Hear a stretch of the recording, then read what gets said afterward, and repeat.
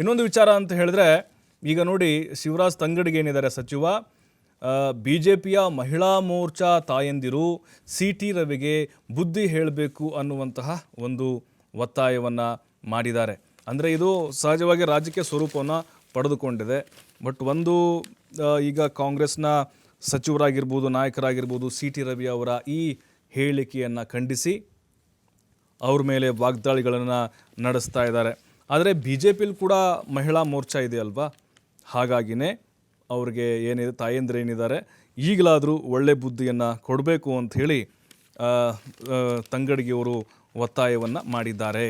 ಅಂದರೆ ಇಲ್ಲಿ ಇಡೀ ಹೆಣ್ಣು ಕುಲಕ್ಕೆ ಅವಮಾನ ಆಗಿದೆ. ಇಲ್ಲಿ ಕೇವಲ ಕಾಂಗ್ರೆಸ್ನಲ್ಲಷ್ಟೇ ಮಹಿಳಾ ಮಣಿಗಳಿಲ್ಲ, ಬಿ ಜೆ ಪಿಯಲ್ಲೂ ಕೂಡ ಮಹಿಳೆಯರಿದ್ದಾರೆ.